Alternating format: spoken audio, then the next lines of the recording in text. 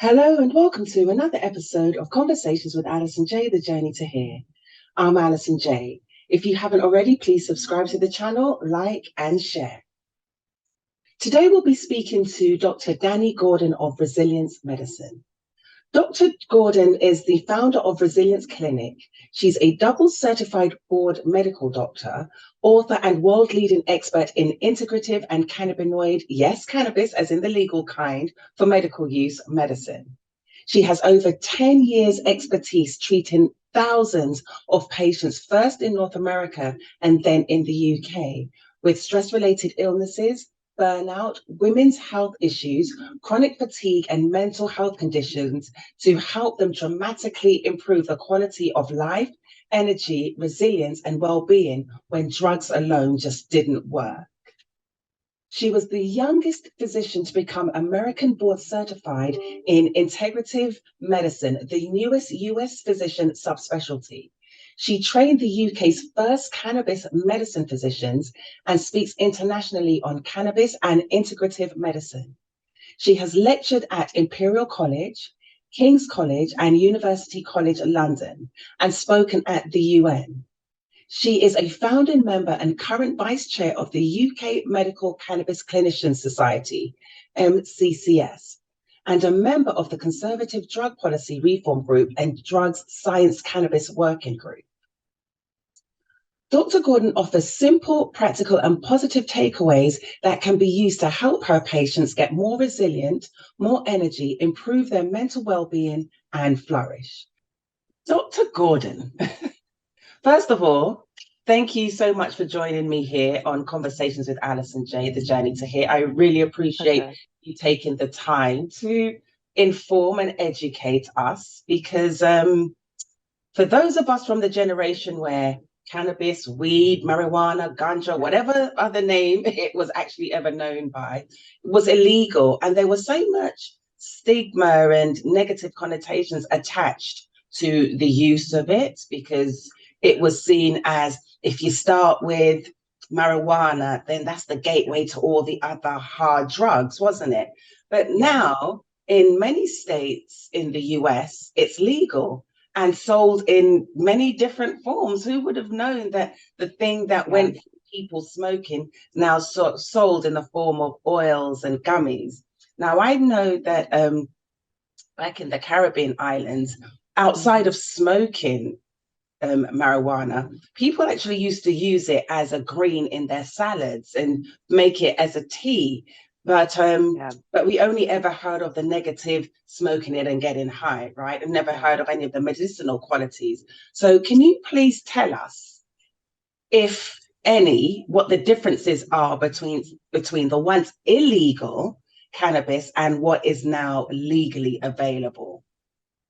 Sure. Well, I think that was a great introduction into sort of, the background where we've come with cannabis as a plant. I prefer to call it cannabis because a lot of those other terms, they have really negative connotations, like you mentioned. And this all started, I should say, I grew up in the Southern United States. So I grew up in the war on drugs era. So I was terrified of drugs, of cannabis growing up. And then I went to medical school and it was more of the same thing. So I had to really decondition a lot of these things myself with scientific inquiry. And one of the things that we have to remember about cannabis is cannabis, as you said, it was a medicinal plant in many cultures, used in many different forms. And the kind of smear campaign against cannabis became really a big thing in the 1920s in the US. It was actually a very racist campaign. It was a non-scientifically based campaign. And it was all to do with politics and getting funding for the very newly formed narcotics division of the US government. So this is where it all came from. Okay. And then, over the years, there was a series of events that happened. There was a famous film that was actually made as a government propaganda film called Reefer Madness.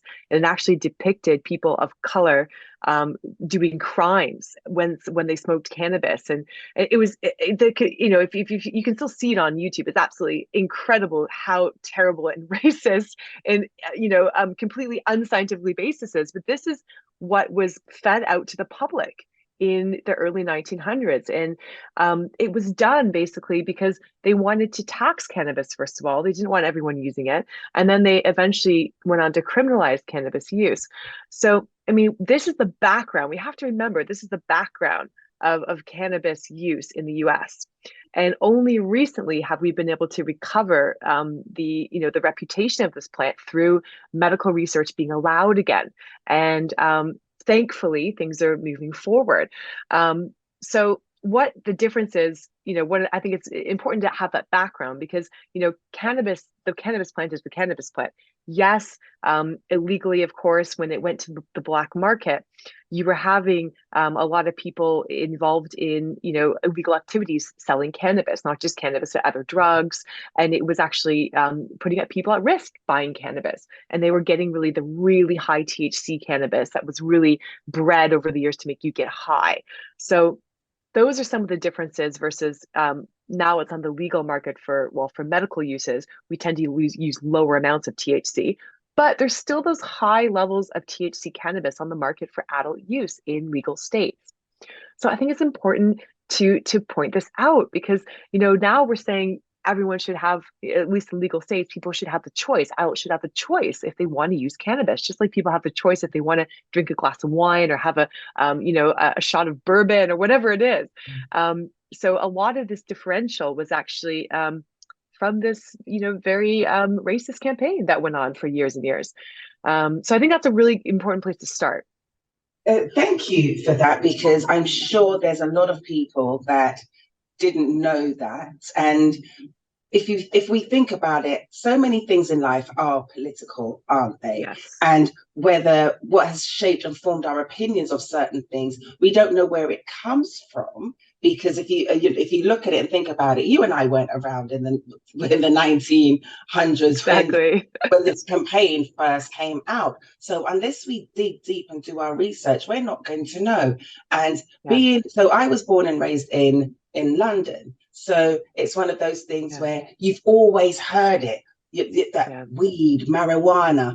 I remember when I first saw the word marijuana, I didn't even know how to pronounce it. I just knew, I was just familiar with ganja and weed. Yeah. And negative. And that's it. And the legacy, it's the legacy. And that's it. And the campaign from the US, against cannabis, it bled over into the United Kingdom. So in the United Kingdom, cannabis tincture was on the formulary as a medicine until 1971. And it was struck off in 1971 because of this kind of trickle down effect from what was going on for so many years in the US. In the prohibition era, as we like to call it in medicine. So I think it's so fascinating that this is what's happened. And it really didn't have anything to do with science because they actually did a big scientific report in the 40s. And the New York State did a big report on cannabis, and New York University. And they found in the NYU report, this is back in the 40s, that cannabis did not cause people to go insane and commit murder and all these terrible crimes. They actually found it was actually quite a safe substance, relatively speaking, compared to alcohol and other things. But they decided to bury that report, actually, and continue on with this quite unscientific smear campaign. So it's totally fascinating.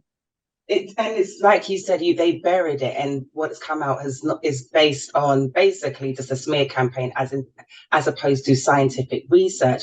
And the same could be said for so many other things. Because interestingly enough, last Wednesday I was buying some fish. You have the strangest conversations in the strangest places, right? And the man behind the counter. So I was buying some wild caught fish. And he's like, why don't you get this one? It's more meatier and it's better. And it was farm raised. So I remember I was saying to him, because I would rather eat something that's natural, that's in its own habitat and environment, than something that is farm raised, that I don't know what kind of synthetic things that fish was being fed, and so on and so forth. And I was saying to him that there's no money in all of us being well. There's no money in those of us that have come from ancestries where we are given natural ingredients, natural remedies when we're feeling unwell. So, for example, my parents and grandparents are from Jamaica. And I remember growing up, if something was hurting, you felt unwell, there was some natural remedy that they would want to give you as a result. But yet, we were seen as witch doctors, we were seen as lotions and potions. It was seen as all of these negative things. I mean, now that things like the now fancy name that they put on it, aloe vera, we were being told about that to put it on burns and ingest it, and, you know, topical use, internal use, and for years. But then it was one of those things where we were looked down on and laughed at and things like that. And now all of these things, and they're coming back into society, now being given fancy names, because the first time I heard of aloe vera, I didn't know what it was, because in the West Indies, it's called something very different. Yes. And now we're looking at it, just thinking, oh my gosh, and I was saying this to him on last Wednesday, that we have come so far away from what's natural and what's good for us because of how we were told that it's they're old wives' tales and the kind of negative stereotypes that were put on natural remedies. But now there's so many clinics that are coming up all over the place, giving natural holistic medicines. And now when we look at it, it's just like we've fed ourselves with so much poison as a result, and so many of these synthetic drugs and prescription medicines. Now, I'm not telling anybody to come off their medication, but we've been fed so many of these other things when there's so many things in nature that could actually help us and be better for us. And that's actually a conversation I was having just on Wednesday when this man was just trying to really sell me this farm raised fish. Well, and I totally agree with you. I only, buy, non-farm raised, so wild fish for the same reason, because there's a lot of other things, not just what they feed them, but it's the bugs that they tend to get in the farms. They tend to get lots of viruses and other things. But, when it comes to medication, I mean, I'm a medical doctor, so I'm not anti-medication, but what I am is what is going to work the best for the least amount of side effects. So I'm always combining, botanical medicines, things like medical cannabis, which I write a prescription for now, with drug therapy. I have patients who need to take drug therapy. I've my cancer patients, they're going through chemotherapy, sometimes radiotherapy, and I'm supporting them with all the other integrative stuff so they can get through their therapy, protect their healthy cells as much as possible. That's a perfect example. Or, if you have an autoimmune disease, sometimes you need drugs, but sometimes we can reduce the amount of drugs people need dramatically. And in some cases, some chronic diseases, you can reduce the amount of drugs so dramatically, and sometimes even come off a lot of the drugs using more of an integrative approach when it's done properly. So, that's why cannabis medicine, I find, is so beneficial. So, for example, if you have chronic pain and you're on opioids and you're on gabapentinoids and not really working for you, oftentimes I'll add medical cannabis and a lot of other integrative things in, and people can wean down dramatically off of a lot of these medicines. Not always all the way, but sometimes. So I think it's, using science to find the best of natural and modern drug therapy, isn't it? But rather than just throwing more medications at people, and then I have people who come to me and they're on 10 medications. No one's even reviewed their medications for years sometimes. And they said, well, I think I took this one for a side effect of that medication. So what is that medication doing anything anymore? Have we checked? Have we done your biomarkers? No one's really checked. I don't really know. And then they just end up with so many, we call it problematic polypharmacy, which is a very fancy way of saying too many drugs, no one knows what they're doing. Yeah, I'm glad you even raised that and mentioned that, because that is so true. Because you take a medication for one thing and then it causes something else. So then they give you a medication for what this other medication was causing. And then it's just a vicious cycle, isn't it? And so I'm glad that you mentioned that, because again, we're not telling anybody come off the medication, but to your point, at least have it reviewed regularly to make sure that, okay, do I still need all of these things? And sometimes I think as well, we put all of the responsibility on the medical doctors, and we don't do our own research into what some of these things are. And I know it's quite funny. It's a bit of a running joke when you're in the US and you hear an advert for medication, and at the end of it, Yes. may cause, and then it gives Death, and they speak so fast, it's disability, 100 different things, right?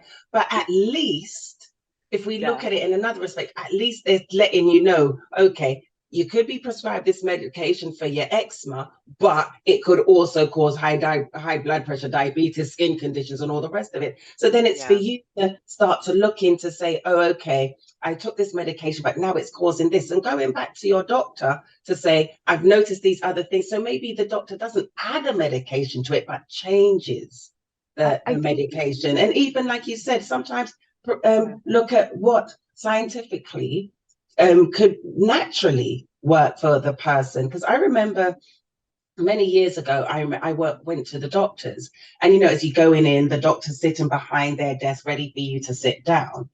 And I remember I walked in, and he already had his hand over the prescription pad. I haven't even sat down yet, and I noticed that, and I thought, you don't even know what I'm coming in here for, but yet you're poised and you're ready to write the prescription. And so it's also down to us, I think, to take responsibility that if you're going to a doctor and all they're doing is giving you these medications, maybe get a second opinion, maybe go and seek another doctor that is more willing to, like yourself, integrate natural medicines and remedies and get the best result, as opposed to just writing prescriptions and feeding them with these prescriptions medicines. Well, I think one of the issues is, with the NHS, and a lot of public healthcare systems have the same issue, not just the NHS. The people in the NHS are incredible and they're amazing, but the system is quite broken. And what happens is it's a very fragmented model of care. So I tend to see patients who have tried a lot of medications, they've seen every specialist, but every time they get reviewed at a new specialist, it's a very narrow review within that specialty. So for example, let's say you have chronic pain. Well, people with chronic pain end up with all sorts of other problems. They end up feeling depressed, feeling fatigued, their sleep is disturbed. So they might go see a sleep specialist, a chronic pain specialist, a psychiatrist, maybe a rheumatologist, and then all of these different people are focusing on such a narrow sliver. And that's often how the medications get added, because that one specialist will say, well, for this specialty, my area, I would use this medication to treat the symptom. Then you go to the next specialist. And then when you go back to your NHS GP, you have about 5 minutes, 10 minutes, and they're not, they can't be experts in everything. So sometimes they're just a little bit overwhelmed. They are afraid to take you off of a medication that a specialist has provided.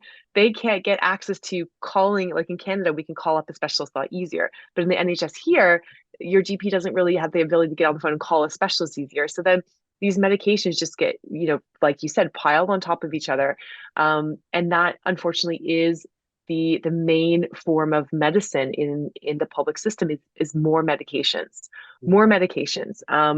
rather than looking at, the more integrated picture. So, I do things that the NHS won't pay for at the moment. I'm always trying to get these things covered in the NHS for patients. And sometimes I'm able to say, well, why don't we try to get your NHS GP to order this, this, and this, and see if you can get it paid for in the NHS. But I'll kind of help instruct the NHS GP. But sometimes they're just not available. The NHS GP would love to do, a functional stool test or organic acid test, or some of the functional tests I do, but they just don't have access to it. They don't even know how to read it, how to interpret it. So that is the challenge, I think. But to your point, the more that we can empower everyone to take control over their health earlier on, more of a preventative medicine approach with these natural things and the mind-body approaches, then we'll need people like me less when things fall off the rails. And I'm interested, how do you get involved in this type of work? Because like I mentioned earlier, when we were growing up, this was illegal, right? So what is it that led you to get involved in cannabinoids and cannabis medicine? Yeah, so wow, I went to medical school in the usual fashion. I became a conventional medicine doctor, but I was always very interested in chronic disease management from a very positive viewpoint. I really went into medicine to help people be healthier, to empower people about their health. And then I realized once I was in medical school that actually I wasn't learning much about that. I was learning how to give people more drugs once they were very sick.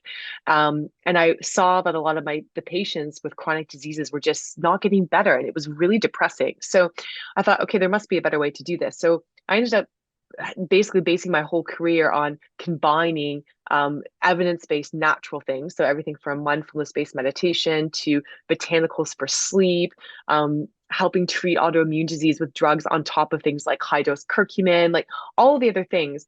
So I was doing that, I've been doing that since I really graduated almost 15 years ago.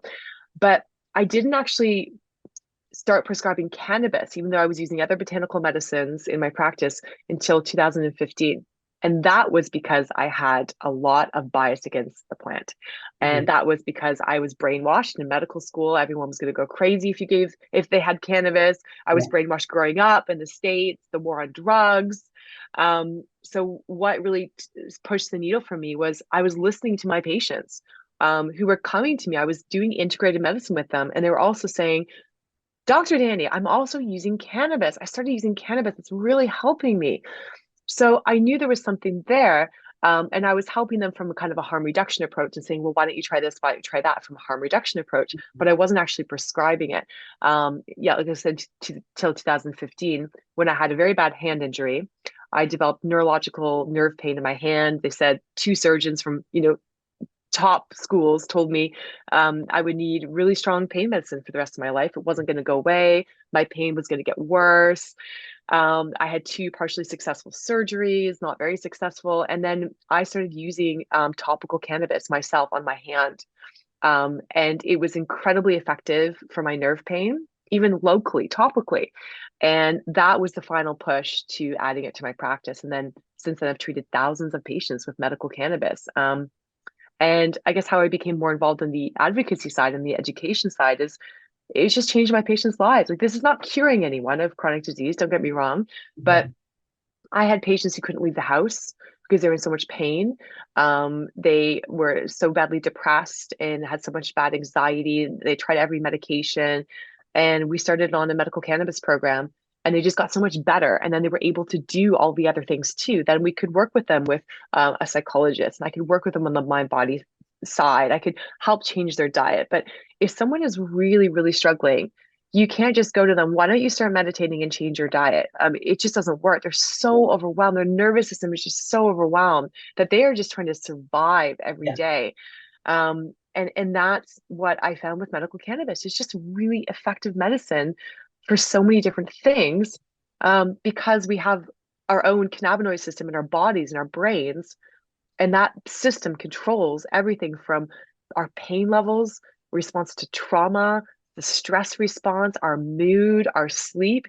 So when you add plant cannabinoids into a disrupted endocannabinoid, natural cannabinoid system that we all have, we're all born with this system, great things can happen to people. And one thing I want to ask you, because again, if we go back to all the negative things we were told about cannabis, can your patients become addicted to it? This is a fantastic question. So when I teach doctors, which I do a lot of these days, is, I get asked this question pretty much right up front. There's two questions I get asked from doctors. Can my patients get addicted, and is it going to cause psychosis? So the first one I'll address first. With cannabis, the research on the addiction of cannabis comes from recreational use of very high THC, very potent smoked cannabis. So if you were smoking recreational high THC, usually from the black market cannabis, every day, there's about an 8.9% chance over your lifetime of you becoming addicted to that cannabis. That is much lower than the risk of alcohol, much lower than the risk of cocaine, many other recreational substances. Alcohol being the most interesting one, since it's legal and everyone drinks pretty much in the UK to some extent. But the rates for medical cannabis are probably more below 1%. So I've over thousands of patients. I've never had a patient get addicted to my medical cannabis. I prescribe them. The reason why is because with medical cannabis, we're using lower THC, lower dosage, and we're actually using it under medical guidance. So I'm not, you can't smoke medical cannabis anyways because it's not a legal form, but when I'm giving it to people in long-acting forms, sometimes in a vaporized form that they use a medical vaporizer for, and very specific types of cannabis, very specific dosages. And it's actually quite a safe medication when it's used properly. And of course, you screen your patients appropriately, that sort of thing. Mm-hmm. That being said, I've had patients who have substance use disorders, active, addiction issues, and they have terrible chronic pain, and they're on high doses of opioids. So, how do you help these patients? They're already on really addictive medications. They have an active addiction problem that they're seeking treatment for. So we can still very cautiously use medical cannabis in those patients, but we just have to be very cautious. And what I have found in those cases when I have done it, and you do it with myself and my team of specialists that work with me, we all meet with these cases and these patients really, really regularly, is that they do really well, and that they are able to wean down off of some of those other more addictive medications. They stop drinking as much because their pain is better controlled, their PTSD is getting better. So again, in a medical context, I think the risk of addiction is very low when it's done properly. That is the key. But when it's not done, properly, or when people are using it on their own, very high THC, there is a potential for addiction. That's interesting. Thank you so much. And I'm glad that Yeah. you also mentioned that those other opioid medications, because we've heard, whether it be on the news or even in the movies, about people getting addicted to prescription drugs. So when we're looking at it, whether it's a prescription drug or, as you mentioned, on the black market, drugs can actually be quite addictive regardless of where you get it from. Because I remember I was in hospital and I was in a lot of pain and they gave me morphine. And I remember that feeling that came as a result. And I thought about afterwards, I thought, I can understand why people get addicted to this, because they want this feeling. This is the feeling that people are chasing for, because I wasn't in any pain and I just felt good. Good. Yeah, exactly. And that's why opioids are so addictive and they're so problematic in chronic pain, because they work less well in chronic pain. They're lifesavers for acute pain. I have a toddler. I had a C-section when I had my son. I mean, thank goodness for morphine after you have a major surgery, let me tell you. And same with same with when I had my hand injuries and in my surgeries there. But in chronic pain, they don't work that well, but people can still get that initial nice feeling. But then over time, they work less and less well for the pain, but they get more and more potential for addiction. And then they actually start to cause mood problems in the longer term in a lot of people. So I have a lot of patients whose depression starts to really lift once we add cannabinoid medicines and we taper. Once they're stable, we taper down on their opioids. Their mood just rebounds so beautifully, because the opioids have been really depressing the mood. Wow, that's actually quite interesting. Who would have thought it? Especially, like, if we go back to, as we mentioned, all that we were taught and told about the effects of using cannabis and how addictive it is. And as I mentioned earlier, it's always been said it's the gateway to using harder drugs. But the reality is it? No, so that's been another thing that's been disproven. So there's actually never been any research study that has proven that cannabis is a gateway drug to other drugs of abuse. So that's actually been very well disproven now. The other thing when it comes to the other risk of cannabis is, causing someone to become psychotic, a psychosis, where they have a break from reality. There's actually never been any study that has proved that cannabis causes schizophrenia or causes a chronic psychotic disorder. But in someone who's really genetically vulnerable, it might unmask an episode of schizophrenia earlier, for example, or you can have a drug-induced psychosis, and it's rare, but it happens. But usually not with medical cannabis. I've never seen it happen in my practice with medical cannabis. But it's one of those things that the media takes and kind of twists, if you know what I mean. As they do with most things. As they do, we come to expect it, right?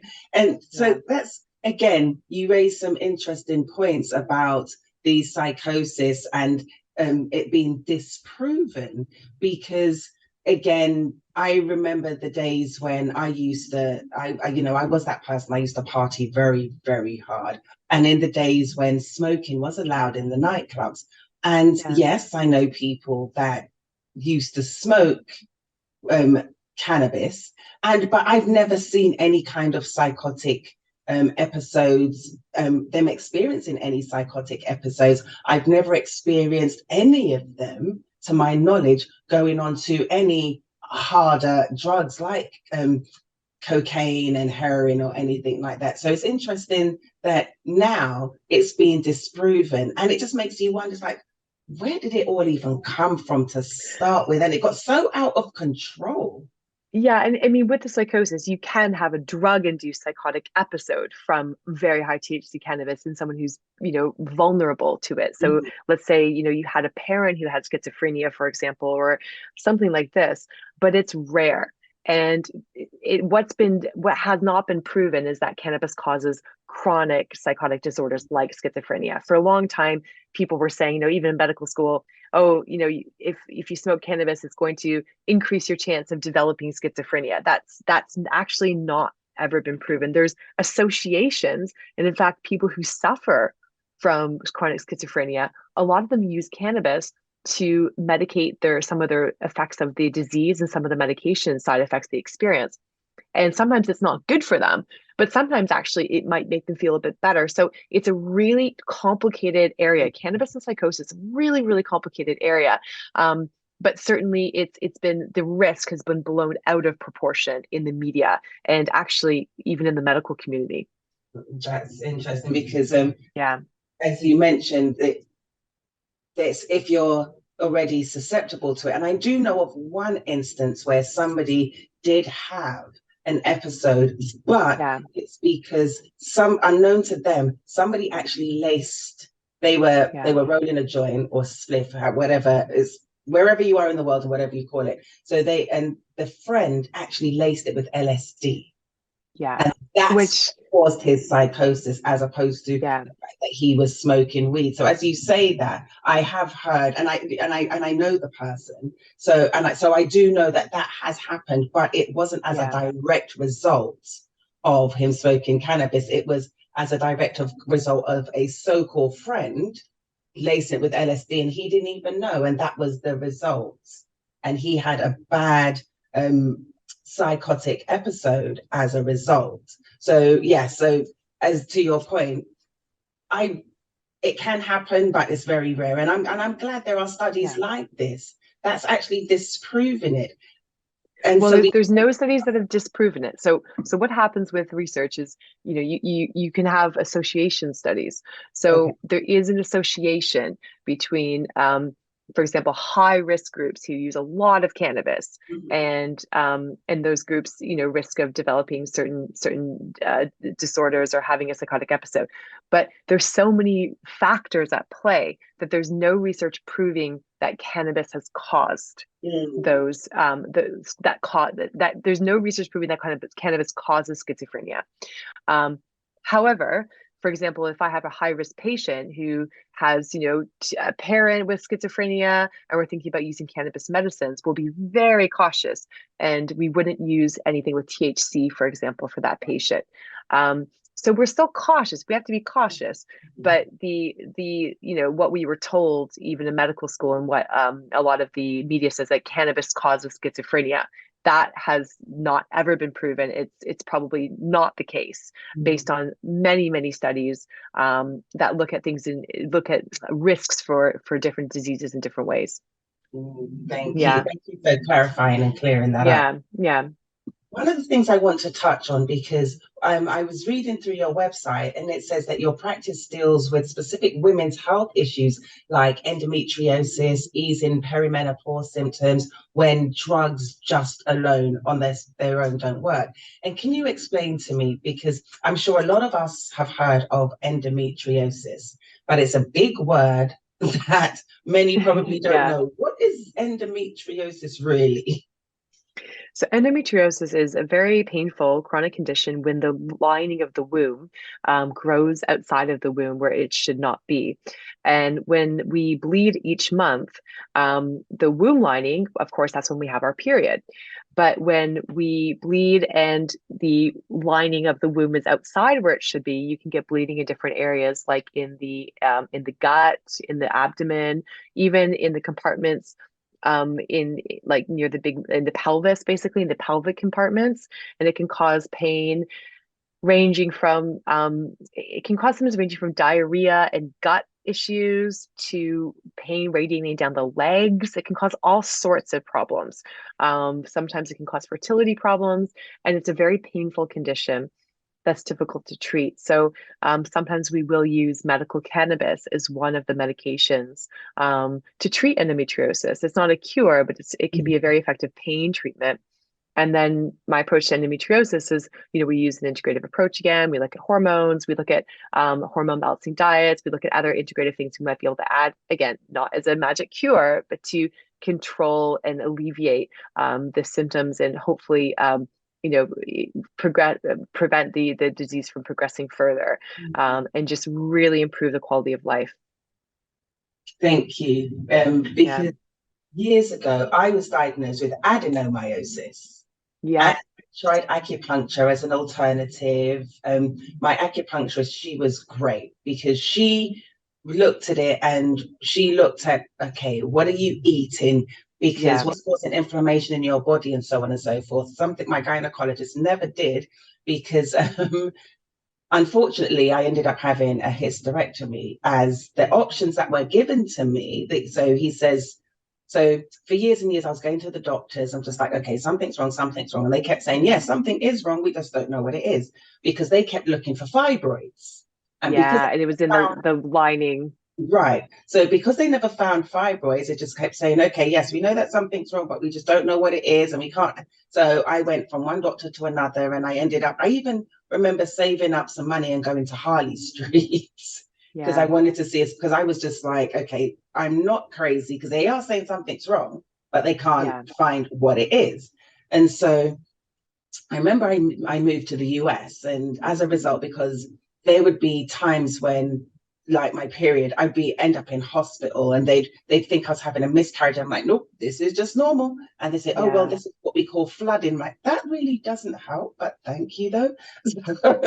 And so they said that my cramps were the equivalent of me being in labor every month. And the flow was the equivalent of me having a miscarriage every month because it was that bad. And so, and like I said, for years and years and years, nobody could ever find what the root cause of this was. So I moved to the US, and a girlfriend of mine, she lives out here now, but she's originally from England. She says, demand a laparoscopy. So I'm like, okay, I'll do that. Went to my gynecologist, demanded a laparoscopy. Like, well, why do you want that? And I'm thinking, because I do. Just, my insurance is paying for this. It's not like the NHS where the practice has to pay for it. I'm in the US now. My insurance is paying for some kind of paying for this. So, and I remember I said to him, because I'm tired of this thing putting me in the hospital on a regular basis. Yeah, exactly. It's completely disruptive to your life. So I said that to him, and he begrudgingly agreed and did it. So after he did it, he was feeling a little bit smug, almost as though it was his idea. And I'm like, dude, really? Oh, okay, that's what we're doing now. But and he says you have what's known as adenomyosis. So I asked, what's that? And I think, if my memory serves me right, I don't even think he explained it to me. I ended up looking it up myself. Yeah. And he says, well, you have two options. I'm like, oh, okay, I have options. He breathed that sigh of relief. And then he says, your options are you either have to learn to live with it or have a hysterectomy. So it's like, okay, so no options really then. None. So there were no treatments he offered, no medications he offered, nothing. Though that's literally all he said to me, and then sent me on my way. And so again, I started looking into it myself to see what can be done, what would be best, and hence coming across acupuncture. And admittedly, for a while, the acupuncture really, really did work for me. But then, unfortunately, it's almost one of those things that as my body got used to something, then everything kind of just reset itself and went back to what it was. So I give you that very long-winded story to ask, do you think, in your medical opinion, that your practice could have helped me or could help somebody with adenomyosis? I think certainly, an integrative approach to women's health is very helpful. I mean, there's no guarantees. I mean, some women do end up having a surgery. Now they're able to do surgeries where they don't have to remove the whole womb in many cases. They can do different things depending on where the problem is and what layer of the womb and that sort of thing.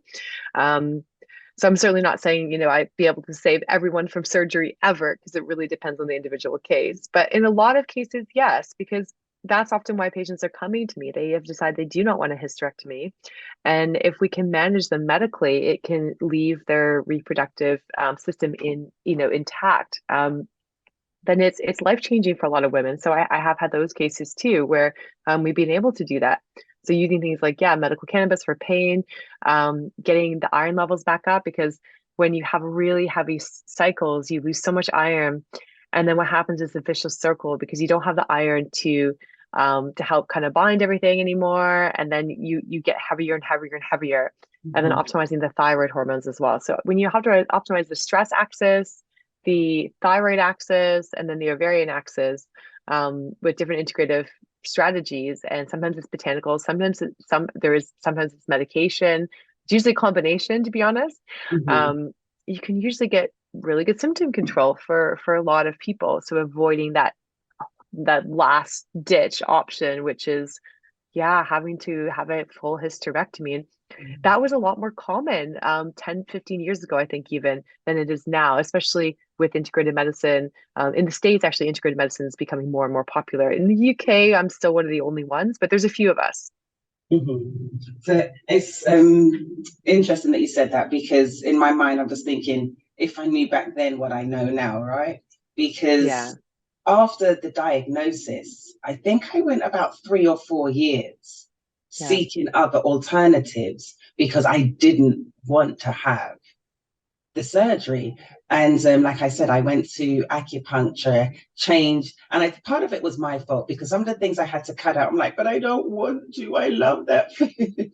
But she, acupuncturist, was explaining what the effects of those foods was doing to my body and how it was contributing to the condition. So again, going back to, yes, we also need to take responsibility for our own health and well-being.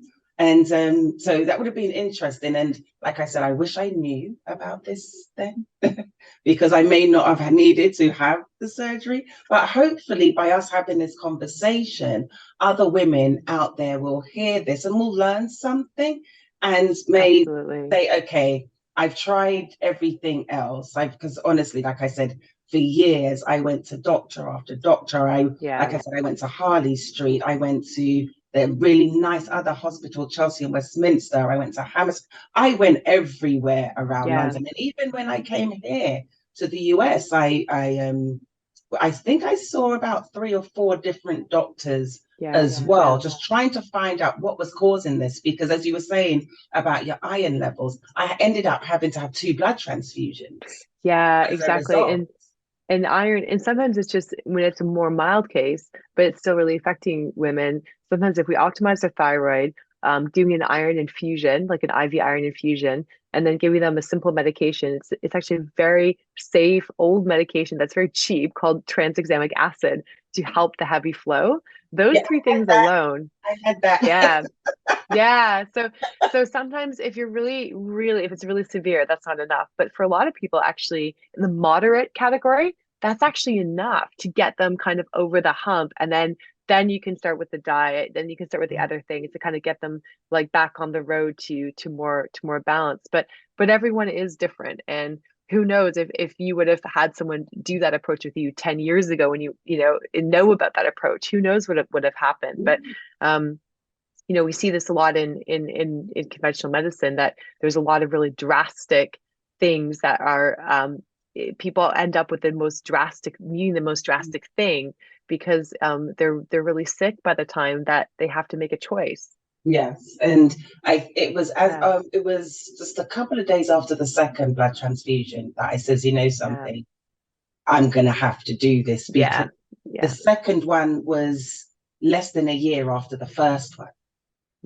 Transfusion, and I just thought, I can't continue doing this and putting my body through this, and Yeah. who knows how often are they going to send me to have blood transfusions, because this Yeah. isn't sustainable. I can't keep this up. So No, it was really as a result of that why I made the decision about 3-4 years after the diagnosis to have makes the sense. surgery, because I couldn't, basically I just couldn't cope with the pain levels Yeah. anymore on top of it. And I wasn't able to eat for the first couple of days, constantly being sick, and Yeah.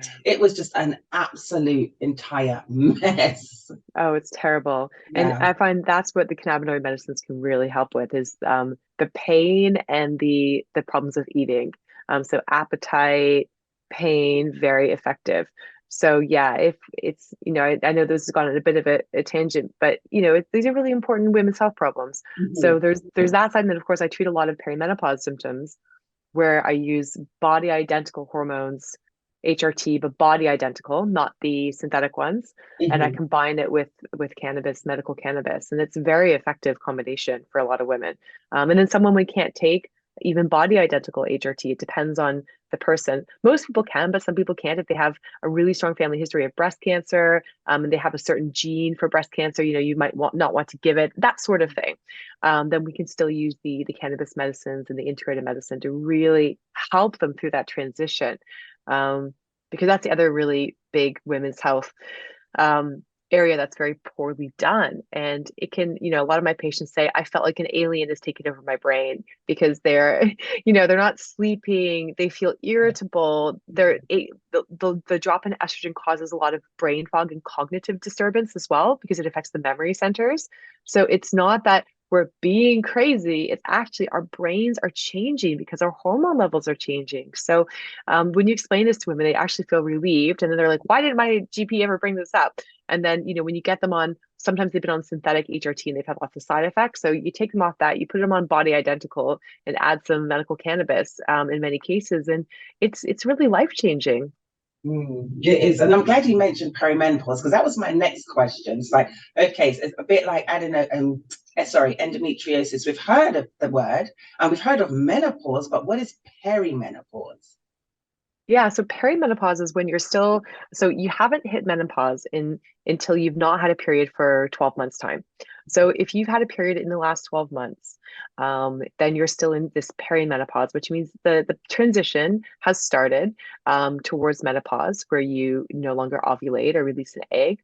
But the hormones are going up and down. And actually, this period, that's the worst symptoms because the hormone levels are fluctuating so erratically. So you have estrogen coming back down. Estrogen, when it's nice and high, excuse Mhm. me, pre-menopause, when we're younger, it helps buffer us against stress in the brain. It helps with our metabolism. So this is why you can have the same diet, the same exercise pattern. And sadly, in perimenopause, people start to gain weight. And it's so frustrating because they're like, literally, I'm still doing the same exercise. I'm eating the same things as I always have. But so, yeah, so it affects the metabolism. So weight, it affects, and then it affects memory, cognition.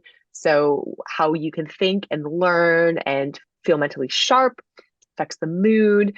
And then you have other things like progesterone levels, which is the other major hormone involved. And sometimes when people go on HRT, the conventional, like the really kind of older conventional kind, with the synthetic progesterone, they get better in some symptoms because the estrogen is helping them from the HRT.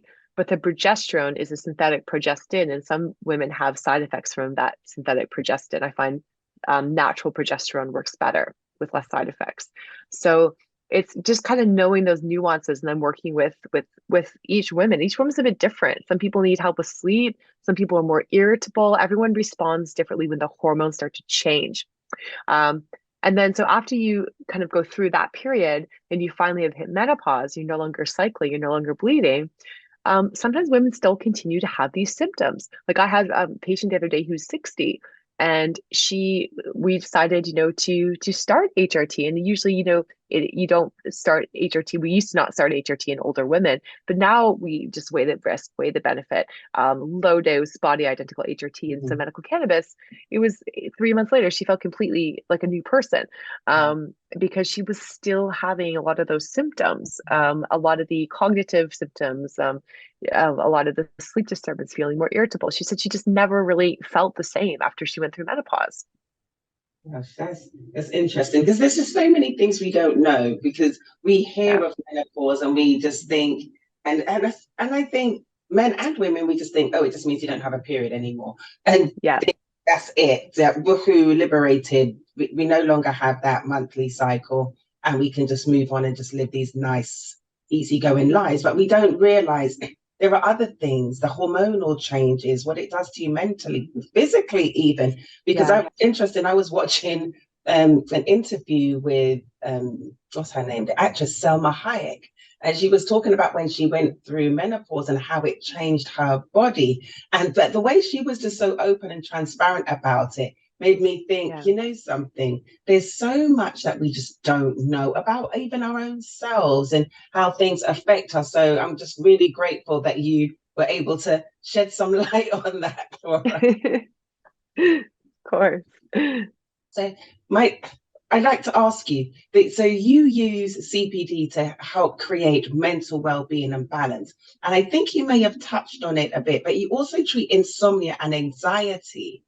So how does CBD, sorry, help with those things? So CBD is the most prevalent chemical in the cannabis plant. So it's one of the cannabinoids. So you can buy it over the counter. You can buy hemp CBD. I in the medical clinic I use medical cannabis, which has a little bit more THC. So it's not the same as what you can buy in Holland and Barrett.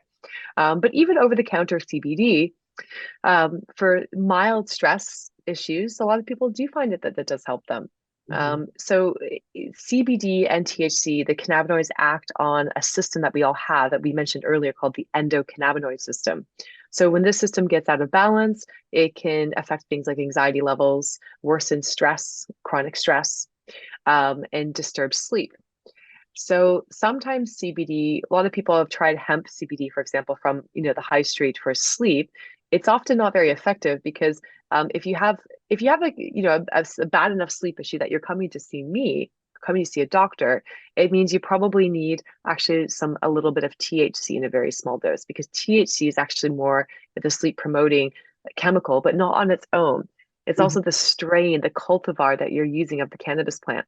Every strain of the plant has different properties. So if you use the wrong strain, even with the same amount of CBD and THC, you can actually feel more wakeful sometimes.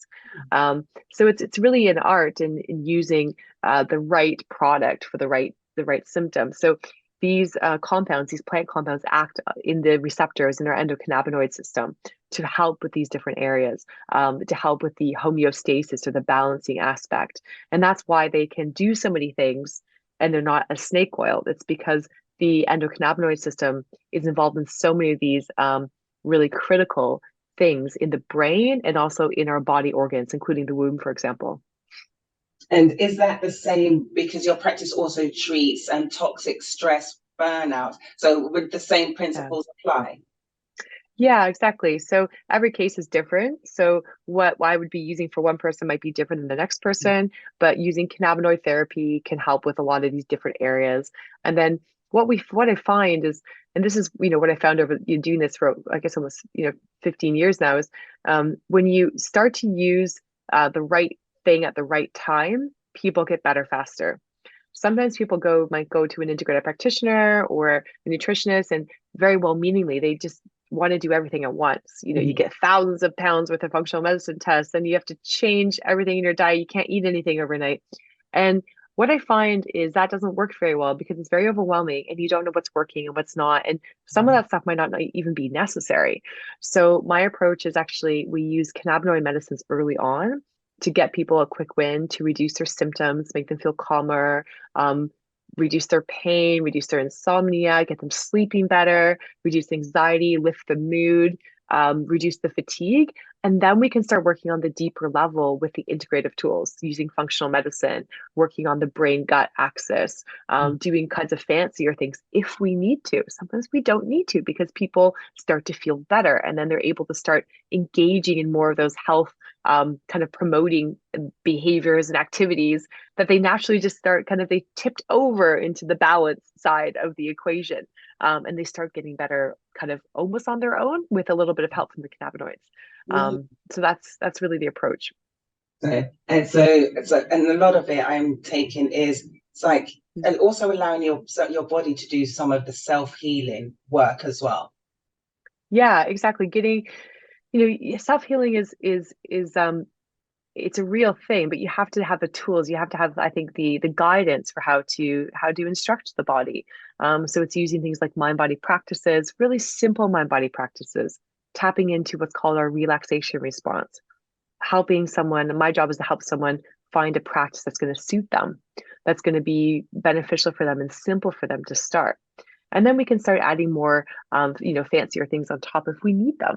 So yeah, it's really once the cannabinoid medicines start to help people feel less stressed and less anxious and less painful, then their nervous system is not so jacked up on stress, and then they can start to engage in some of those relaxation response techniques that we work on. But if I just see someone and tell someone, oh, go meditate, go do some more exercise, that's not going to work. And when they tune into their body, when they're really out of balance, all they feel is pain. So we have to kind of get through that layer and kind of calm those symptoms down so then they can learn and tap into their own inner ability to heal and to rebalance. That's Yeah. interesting. That's very interesting. Thank you. And with that in mind, can you excuse me, can you share how do you create from your website I saw, like, how do you create a cycle-friendly wellness plan and based on what is needed for the different phases of the menstrual cycle, with what to eat, supplements and exercises, but outside of the menstrual cycle, because I'm sure this isn't just aimed and geared towards women, what can people in general, a cycle-friendly wellness plan, what are some of the things and tips that you can give to people that can actually help start people on the journey, on that process to healing, taking care of themselves, taking better care of themselves? Yeah, so I think if it's still on the wellness side of things we're speaking of, just some general stress, it's not reached a clinical level of any issue. One of the easiest things is to say no and do less, especially under times of stress. And I think this is really a good opportunity at this time of year to say this because the holidays are coming up and they can be really enjoyable, but they can also be very stressful for a lot of people, for most of us, I think, because we're doing a lot. So sometimes it's just about doing less and just checking in with your energy levels, your stress levels. That's the easiest thing, and it's free and it's very simple. The second thing is what I call finding your stress signature. So every one of us has a stress signature. It can come up in different ways for different people. Some people, for example, mine is I get tension in my neck and my shoulders first. Then if I don't pay attention, I start feeling it in my rib cage and my breathing pattern will change during the day.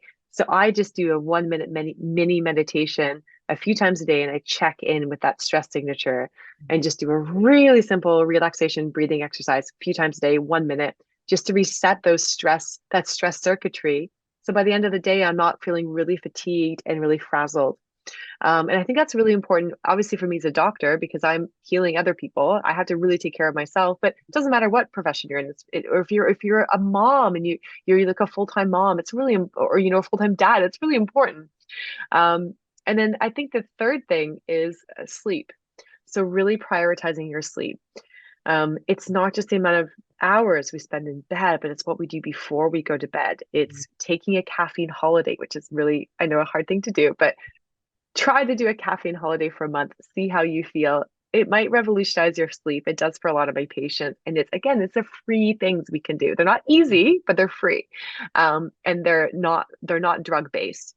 So caffeine holiday, going to bed earlier, getting off screens 2 hours before bed if you can. If you can't, getting some blue blocking glasses that are really that orange, that dark orange color when you're watching TV. That's not a license to watch TV right until bedtime, but it helps.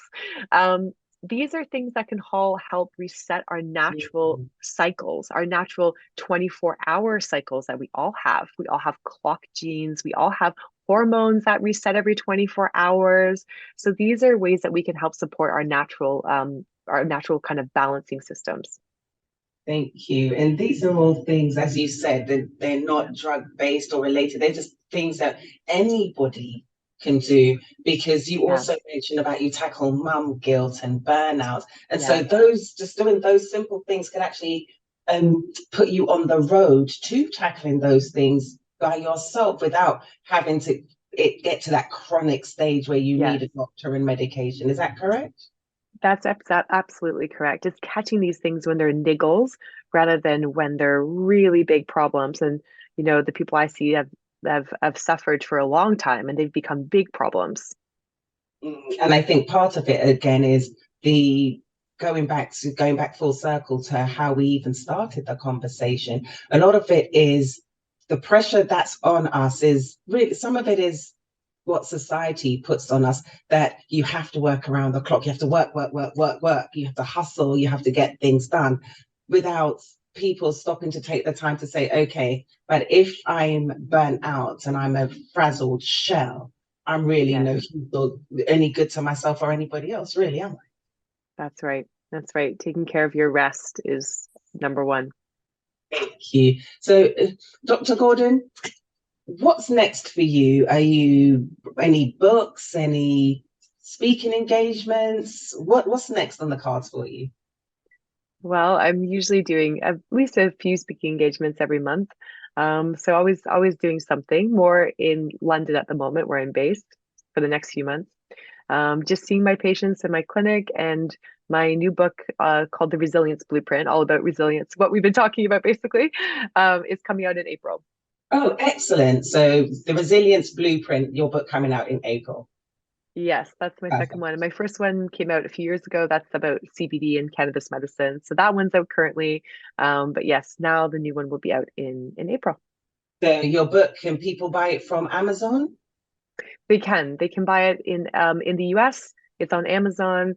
I believe it's in bookstores as well, because I do have a US publisher. And for the UK, it's on Amazon and in most UK bookstores.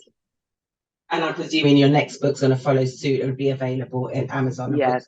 Yes, Excellent. So exactly. we will definitely look out for that. And where can Thank people you. find you, Dr. Gordon? You can find me at resilience.clinic. So just literally www.resilience.clinic. So if you're in the US, if you cannot become a UK patient or you don't need me, I just have lots of free tools and resources, and I have resilience assessments and plans that are free you can take. And there's also a link to my UK clinic for patients who are interested. Excellent. Thank you so much for sharing with us. And one last thing, I'm sorry, I meant to ask you this earlier. Can you please repeat the name of that movie? I think you said it's on YouTube now. Yes, Reefer Madness. Refurb Madness. Okay. It'll be clips from the really old movie, but yeah, it's eye-opening. Yeah, because I definitely want to find it and watch it, because I didn't know about that movie, and I'm all Yeah. for educating myself a bit further. So I'm definitely going to look at, and I encourage our listeners to do the same. Always do your own research, always look into things, because one thing that we've learned over the years, you can't just take and digest everything that you're being told and given, because a lot of it is being disproved years down the line. And we're finding out that some of them are just theories and conspiracies and just things that were put in place to bury the truth and project and propagate propaganda, really. Yeah, So, Dr. Gordon, thank you absolutely. so much for your time. I've really enjoyed speaking to you and learning more, because I'm one of Thank those you. people Me that have too. to unlearn all of the negative connotations that there is surrounding cannabis. Because, as I mentioned, I am from that generation where it's like, you're smoking weed, you're a drug Yeah. addict, you're a drug dealer kind of thing. Yeah. So there's a lot of us that now have to dispel a lot of what we learned. and Yes, educate absolutely. ourselves differently and better. And people like yourself are helping us do that. So thank you so much. You're very welcome. Nice to speak to you, Ali. Thank you so much. Take care, Dr. Gordon. You too. Take care Thanks. now. Bye-bye. Bye.